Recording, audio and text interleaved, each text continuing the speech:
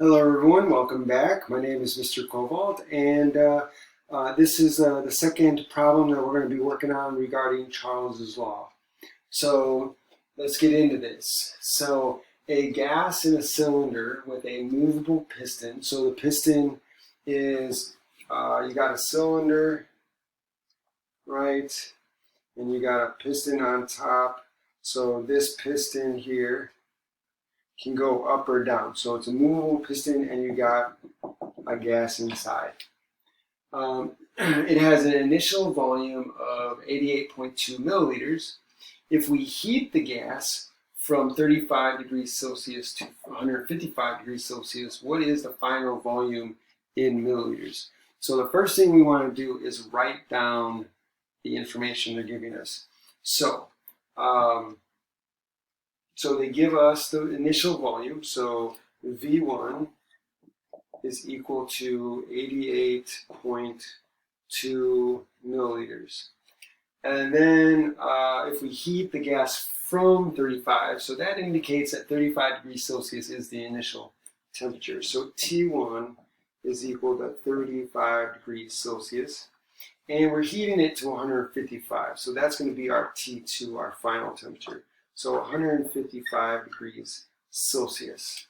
And they ask, what is the final volume in milliliters? So we have milliliters here, so we'll end up with milliliters after the calculation. So we're going to have V2 is what we're looking for.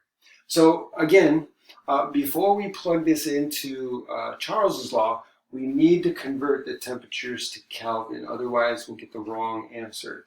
So we convert to Kelvin by adding 273.15. So the T1 is equal to 35 degrees Celsius plus 273.15, and that's going to be equal to 308. So 308.15 Kelvin. And then this one is 155, so T2 is equal to 155 degrees Celsius plus 273.15, and that's going to be equal to 328. So 328.15 Kelvin. Let me double check that. So 4.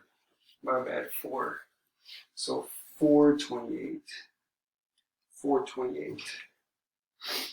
Okay, so I have 428.15 Kelvin. Okay, so now I have the temperatures in the right unit. Now I can plug everything into Charles's law. So again, Charles's law is T1, V1 equals T2, V2. V2 is what I'm looking for, so I need to manipulate my equation. So if I have V2 on the bottom, so I gotta multiply both sides by V2.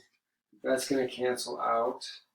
And now I need to get rid of V1, so I need to multiply both sides by V1. So that's gonna cancel out there. And then I divide both sides by T1.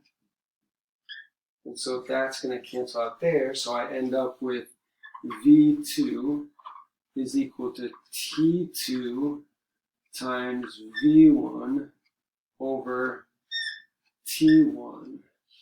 So now I can plug in the values. So T2 is 4.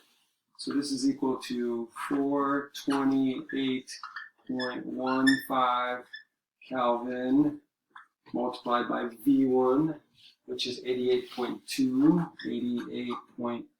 milliliters, divided by T1, which is 308.15 Kelvin. So the Kelvins cancel out, leaves me with milliliters.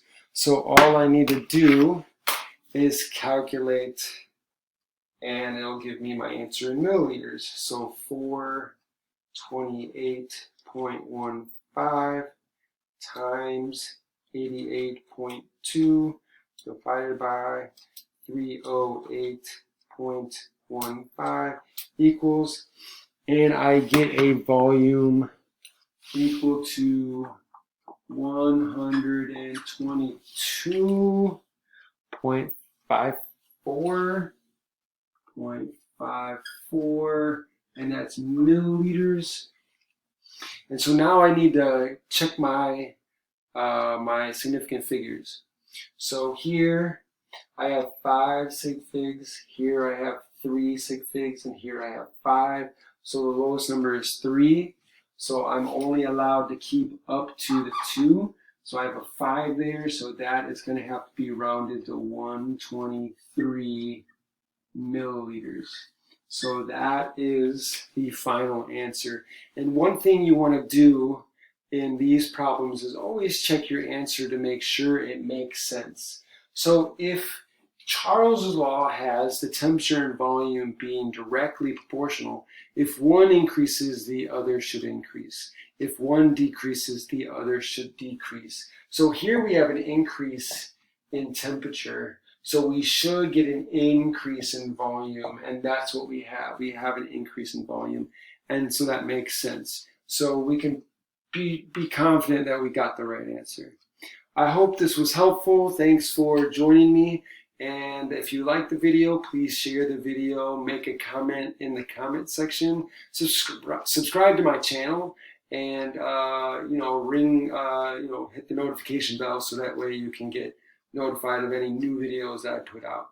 Thank you for joining me, and I'll see you next time.